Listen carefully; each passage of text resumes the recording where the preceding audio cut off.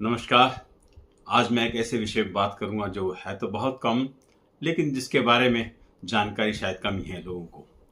इसको हम बोलते हैं ईमेल एपनिया, यानी ईमेल के कारण होने वाले हमारे श्वास के अंदर अवरोध को लेकर के है ये फिनोमिना।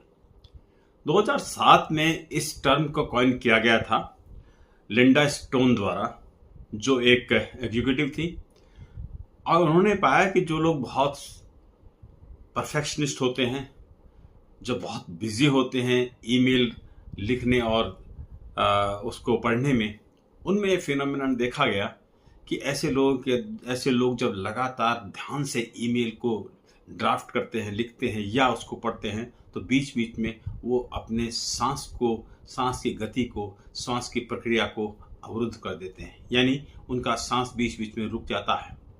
और ये जो टेम्पररी स्टॉपेज और बाधा है, इसी को ईमेल एपनिया कहा गया है।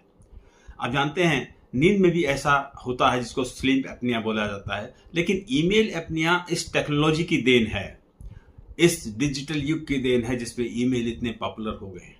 इसमें देखा जाता है कि जो लोग लगातार ईमेल ड्राफ्ट करते हैं या बहुत कंसंट्रेशन के साथ ईमेल को पढ़ते हैं, जो बिल्कुल परफेक्शनिस्ट होते हैं, जो कि कोई भी गलती नहीं करना चाहते, वो इस प्रकार के बाधा के शिकार जाते हैं, श्वास में अवरोध उनके उत्पन्न हो जाता है। और यह देखा जाता है कि जब लगातार बीच बीच में इस प्रकार के अवरोध उत्पन्न होते हैं, तो ऐसे लोगों के अंदर ऑक्सीजन, कार्बन डाइऑक्साइड और नाइट्रिक ऑक्साइड का बैलेंस बिगड़ जाता है, जिसके परिणाम स्वरूप उनके अंदर जो एंजाइटी लेवल और डिप्रेशन बढ़ जाता है, क्योंकि उनमें इम्यूनिटी का जो स्तर है वो भी प्रभावित होना शुरू हो जाता है। ऐसे लोगों में धीरे धीरे जो शरीर के अंदर जो रोग प्रतिरोधक क्षमता है, उस पर उसका प्रभाव पड़ना शुरू हो जाता है।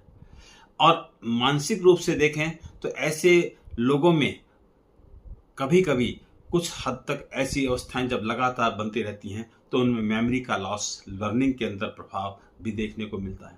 अब आप जानिए कि इस टेक्नोलॉजी के कारण हमें जो एक सुविधा मिली है, वो सुविधा किस प्रकार से हमारे अंदर रोग को उत्पन्न कर सकती है। यह फिनोमिना जिससे हम ईमेल एपनिया बोल रहे हैं, वो किस प्रकार से प्रभावी होता जा रहा है।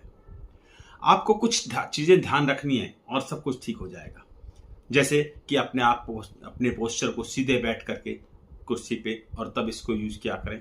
अपने सांस के प्रति बीच बीच में सचेत रहें, जो आपके नॉर्मल सांस है। आपने सांस के लेने और छोड़ते वक्त जो शरीर के अंदर आपकी छाती में जो उभार हो रहा है, या जिस सांस छोड़ते वक्त जो इसके अंदर छाती के अंदर छोटा सा सिकुड़न होती है, उसको बीच बीच में महसूस करें। जब आपका ध्यान इस प्रकार सांस के ऊपर जाएगा, तो आप अचानक नॉर्मल सांस लेना शुरू कर देंगे। बीच में 3-4 सांस गहरी लेकर के उठ करके हाथ और पैरों को थोड़ा स्ट्रेच कीजिए। आपका ध्यान उस स्क्रीन से हट करके अपने सांस के ऊपर जब आएगा, तो इस प्रकार की परेशानी से बचा जा सकता है। ये बहुत ही छोटे छोटे ऐसे उपाय हैं जो आप कर सकते हैं। अगर आप करेंगे तो डेफिनेटली इस युग के इस नए चैलेंज के साथ आप बहुत खूबसूरत तरीके से अपने आप को बचा करके इस एपनिया के फिनोमिना से एक हेल्दी जीवन जी सकते हैं। अपना ध्यान रखिए, बहुत ख्याल रखिए, क्योंकि इस डिजिटल वर्ल्ड में ईमेल की इंपॉर्टेंस बढ़ती जा रही है, लेकिन साथ साथ आपको अपने स्वास्थ्य का भी ध्यान रखना चाहिए।